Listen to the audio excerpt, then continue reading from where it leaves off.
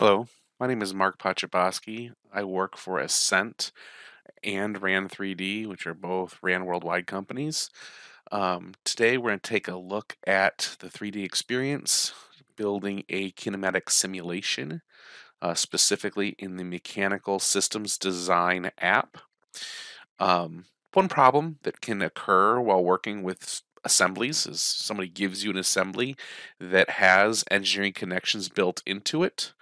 You go to use those engineering connections to be able to build a mechanical representation for your simulation, and there's problems. The joints that it creates are not the joints that you need, and not all the degrees of freedom are accounted for.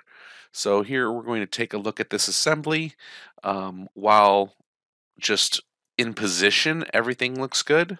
When we go to simulate the movement that we want, we're going to find some problems, and we're going to figure out the best ways to kind of better understand it and troubleshoot it, especially if we didn't build it ourselves. Now, sometimes it may be easier to delete all of the engineering connections and just rebuild them yourself, but hopefully you won't have to do that too often. So here we have simply an assembly with 11 or so parts and all the engineering connections. The idea is that we are able to move this handle, and it's going to rotate the blue hinge here, cause this link to move, and cause this to slide in and out. There's going to be limits to where it clashes, but those are the components we're going to have moving. And then we've got some threaded nuts and bolts here, and some components that are collars just sitting up here on this little bracket that is separate from the base. So now we have a general idea of what this is. I'm going to go to the Mechanical Systems Design section of the action bar. I'm going to create a fixed, well, actually we already have our fixed components here. Again, we have some of our engineering connections, so let's go ahead and just create our mechanism representation. That comes up with this window. We can give it a unique name. I'm going to call this with demo at the end. And I'm going to make sure that under mechanism preferences that include all kinematic connections into the mechanism is turned on, and create all possible kinematic commands. So when we hit OK, that creates a whole bunch of joints from all those engineering connections we had down here. We'll notice right away that there isn't a command. So not having a command is going to mean that I don't have anything to control to move this. And if I tried going to mechanism player, I get a little message box saying the mechanism needs at least one kinematic command for a simulation. So it's confirming that I don't have any way of controlling this. What I want to do is I want to investigate this mechanism a little bit. So I'm going to double click either on Mechanism Representation Demo, or you can come down here to Mechanism Manager. And that's going to pop up this window right here. And I see right away that the mechanism cannot be simulated. No command is defined.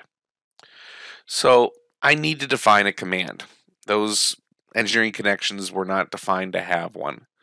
So what I'll do is I got to figure out where I want this to be controlled. I want to be able to control this blue little hinge part within the shaft here. I want to be able to control an angle and move that back and forth as if I put my hand on the handle here and moved it. So I need to find that revolute. Now you could come through this list, and actually I got really lucky. I clicked on Revolute 8 and it highlighted those two parts, so I know that's the one that I need. And it currently tells me that it's not drivable, meaning there's no command available to be able to manipulate it. So what I'm going to do is edit this. Now you could cancel this and go find Revolute 8 and double click on it, or right click on it and say edit. Now by going to edit, it shows me that there are two constraints for this revolute, but I actually need a third one for the angle that's missing. Now it'll still allow me to create it without that third one, but it won't allow me to control it. Now I can click on use template and pick one's a coincidence, one's a contact, coincident contact, coincident contact. Those are the same, but I get to decide if I want it to be an angle using two planes or an angle using two planes and a line to rotate about. Now I'm going to use this one here. It's going to be controlled. It shows me the little control graphic. And I need my references. Now I could grab any two planes that I want to control the angle with. I'm going to simply select the top of this surface, and I'll rotate it a little bit and select the bottom. I get it to cooperate here. The bottom of that surface. And it gives me an angle. Now the angle currently is 219 degrees from the references. I can adjust that angle to be whatever I wish it to be. I'm going to simply set my, let's see, lower value to be 0 and my upper value to be 180. It's telling me that's outside of the range. Not sure why it's giving me 219. Let's see here. Let's go 280. Hit OK. Current interference status is contact. Do you wish to make the contact a specification? I'm going to say no. We're not going to worry about clash analysis right now and whether we're defining those contact conditions. But now that revolve has a command that instead of saying not drivable, it says no, it's not being driven. What I'm going to be able to do is come down here. There's that angle that I just created. I'm going to be able to check that box, and it now allows it to be angle driven. I'll be able to manipulate that angle.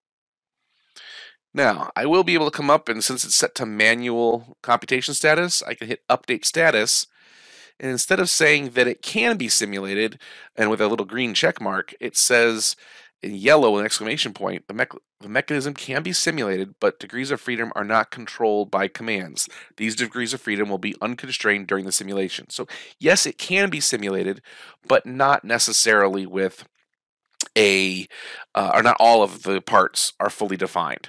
So the ones that are not fully defined, that have degrees of freedom, will be ignored right now with the way it's currently set up. I'm going to hit OK to that. Now, that does give me the ability to run a simulation on it, but it may not be everything that I want. Just because I can simulate it doesn't mean it's going to work the way I intended it to. So, basically the bare minimum requirements have been met. So, CATIA's saying, well, we can give it a shot. I'll come down here to Mechanism Player. Now it doesn't say that I don't have a command at all, but the command I have, I can sit here and rotate it. And we see that things are moving in a way that we would want them to, at least with those components. Now, there is some collisions happening here. I'm not worried about the collisions just yet, but it is functionally working. Now, what if we don't want this yellow exclamation point? We want to be able to see a green check mark letting us know that every degree of freedom has been accounted for. Well, one thing we can do is hit close and check the degrees of freedom. So again, in the Mechanical Systems Design section of the action bar, we'll be able to click on Degrees of Freedom, and it shows me that I have all those blue parts there that are considered partially constrained.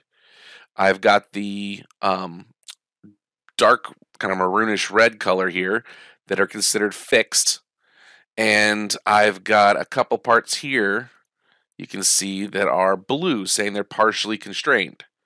Well, they're not part of the animation I'm trying to run, so whether they're constrained or not doesn't really affect my animation, but maybe I want to account for those and figure out why they're under constrained. So I'm going to go ahead and close this. I want to investigate those, so again, I'm going to go to my Mechanism Manager. I'll go through and select on my components, and I see it highlights those two. There's a rigid between those two. That's not what I'm looking for. There's a fix between the base and the origin, so that's not moving. And then I click on Revolute 3, and it highlights that little collar part and this larger component here. Now, it says it's not drivable, but it's a revolute, which means it spins in position, which would make sense for a collar. It doesn't really matter its position, but that is a degree of freedom. That's the degree of freedom, is that it's able to rotate around the hole that it sits in, the axis that it's aligned with. Now, we could change this engineering connection. We could right click or joint, go to edit, and we need to add a third constraint to be able to account for that degree of freedom.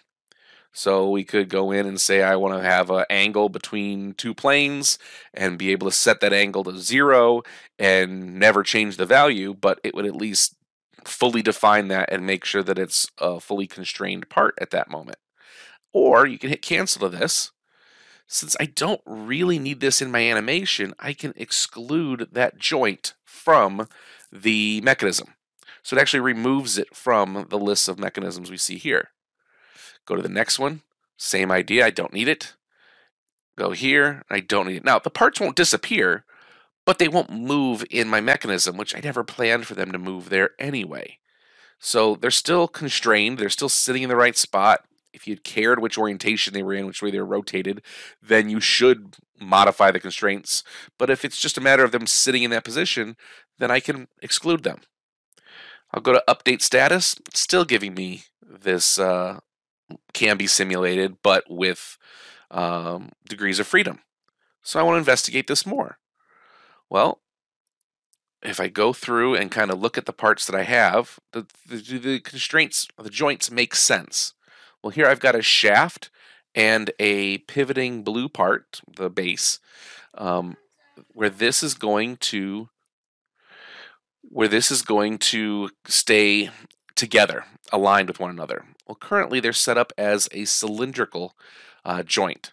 Well, cylindrical joint allows it to spin or slide along the axis as well as spin. If I right click in here and go to edit, I can change this from being a coincident where the axis is aligned, which again allows it to rotate and allows it to slide. I'm going to change this from cylindrical to rigid. Now, rigid just means that these two are going to be tied together in their current position relative to one another. Now, I don't need the coincident anymore. I'll right click on it and say delete. And with rigid, I can go to use template and change it to, here we want it to be product instance. We're going to select on the same shaft and the same component. Doesn't matter where you select them, but it ties them together. Hit OK. Current interference status is clash. Do you want to continue? So it's saying that there's a little bit of clash happening between the two. We could deal with that if we're worried about clashes. I'm simply going to hit OK. Now, that makes those two components rigid. Move on to the next grouping. I see these two components, same type of issue. I don't care about how they're oriented, rotated on that shaft, but I don't want them to move. I want them to be like they're glued together. So I'm going to right click on this and say edit. Again, this was defaulted because of the engineering connections, how they were defined originally. I'm going to delete these constraints. I'm going to change it from revolute to rigid. Use instances, and I'll select those two components. And yes, I'm okay with that collisions happening inside. So those are still, I want them to move with my mechanism, so they're still included here. We move down. Here we have the revolute between the base and the rotating hinge. That's our angle driven. That's already defined that one, so I'm good with that. Come down here to a prismatic. The prismatic joint is this pin sliding along the holes in the base. I'm going to right click on this and go to edit. Now, you need 3 constraints to account for all 3 degrees of freedom. This currently only has 2 constraints. It's happy to work with the prismatic, but it won't account for all the degrees of freedom. So if we want to account for all the degrees of freedom, what we would do is click on prismatic. Let's see here. I'm going to actually turn off the lock type of the lock engineering connection type. That gives me the ability to build my own constraints since it's not giving me the template option. And I'll come in here and say I want to do a, um, let's go coincidence between two planes. And a little trick I use to be able to get the right parts if you don't have their names memorized is you can go to one of the constraints that does use the two parts. When you select on this reference, this face, it automatically finds that part for us. Now I can go find its x-axis. Let's see. There we go. I want the YZ plane. I'm going to click on, actually, the one best suited for this one is going to be this one. We want the ZX plane. So it's going to be a coincident between the ZX plane of that component. And if I want the other component, I can select on it here. I can expand it in the tree and unhide its ZX plane. Now I'm looking at this one. It's not seeing it highlight. It may be underneath a reference. We'll go ahead and click on it. Nope, it is this one down here. So those two I don't want to actually be coincident to one another. I can always clear that selection, right click and say clear. Be able to choose the reference that I want, which none of those are giving me what I'm looking for. There we go. So in this case, we want it to be the XY plane. Now, I did try to make these a coincident. That's not going to work with where they're located. So instead, I'm going to right click and say change, and we can make them be parallel, just like the ones that were parallel up here.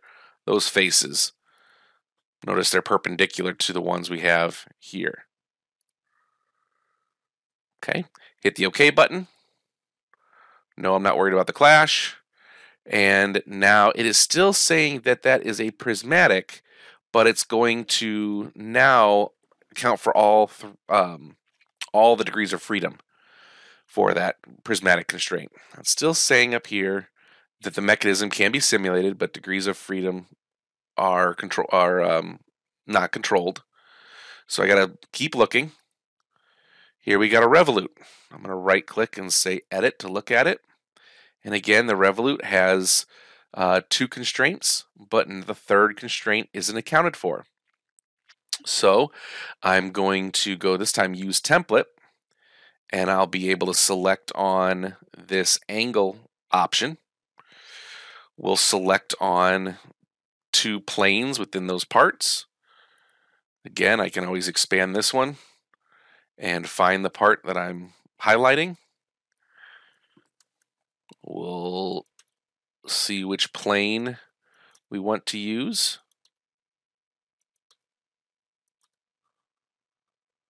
Okay, looks like I can use this YZ plane down there, and I want that angle to be an angle relative to the other component,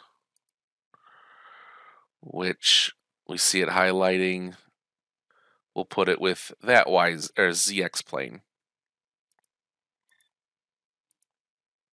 So it creates an angle between the two. Now, I'm not actually going to be controlling this angle, but it gives me the option to control it later on. So I could set the angle to where I want it to be.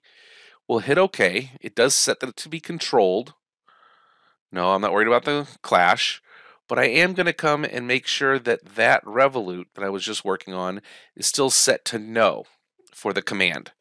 If this was turned on, it would be angle driven, but the angles would work against each other. If I set one to 45, the other one to 90, it would only be able to listen to one at a time. Still saying that it is can be simulated, but that the degrees of freedom are still not accounted for everything. So I'm going to keep going.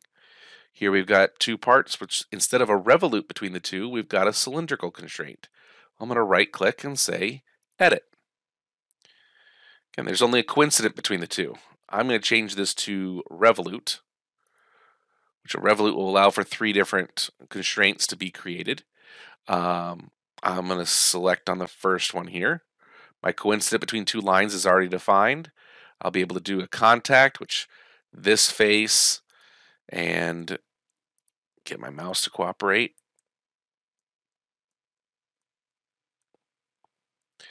We will come in here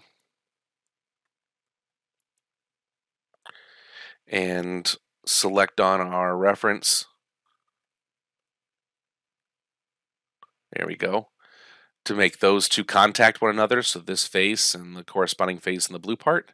And the angle, I'm not going to make it too complex. I'll simply select that surface and that flat surface. And this again is set to controlled. I'm not going to be controlling it by that value, but it gives me the option to control it later on. So now I have a revolute there and a revolute between those two. Command is set to no. Update status is still showing a yellow exclamation point. I've got a revolute between these two components. Now, this is supposed to be a threaded nut that allows me to set the distance that this can travel. For this demonstration, I'm simply going to fix this so that it doesn't move and the yellow part's going to be fixed as well. You could go into more detail, but we're going to save a little bit of time doing it this way. So I'm going to right click on that revolute and say edit. I'm going to delete those constraints, change the revolute to rigid, and we'll make that little pin or the little nut and this be locked relative to one another so they won't move relative to their position. And we do the same thing to this one. I'm going to right click on it and say edit. Assuming that the distance it's in is already where I want them to be, I'll delete those constraints. Rigid, and make these two references. Now this is not always what I would do, but I'm going to go ahead and set them up. I'm going to ignore the clash between the threads. Now notice the big difference here. I've gone through this list and checked all the engineering connections, all the joints. I've excluded ones that were kind of irrelevant to the mechanism itself, and I accounted for all the degrees of freedom. By doing that, I now see that the mechanism is fully defined and can be simulated. Degrees of freedom with commands are 0. Degrees of freedom without commands is 1, and the number of commands are 1. So that one command is controlling that 1 degree of freedom. So we end up with the 0 degrees of freedom with commands. I now can hit OK, can go to simulate this, and as I move it back and forth, it simulates, and it doesn't give me that warning that there's degrees of freedom that are not accounted for. Finally, if I went to look at the degrees of freedom display, I still see that these components are partially constrained. And they're listed that way because the fix command, even though it's fixed to another reference and says that it's not going to move, it doesn't show up that way in our degrees of freedom tool. It's still not accounting for it unless we manually went in and defined all the degrees of freedom between the two elements. Okay.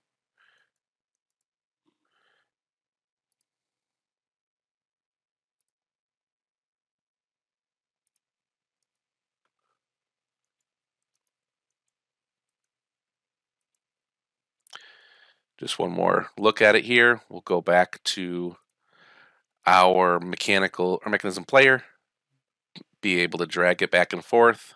I've got some datum planes there that I should hide to clean up the display, but it now allows me to go through and test that mechanism, troubleshooting all the issues we had with the mechanism representation. Hope that helps. Have a good day.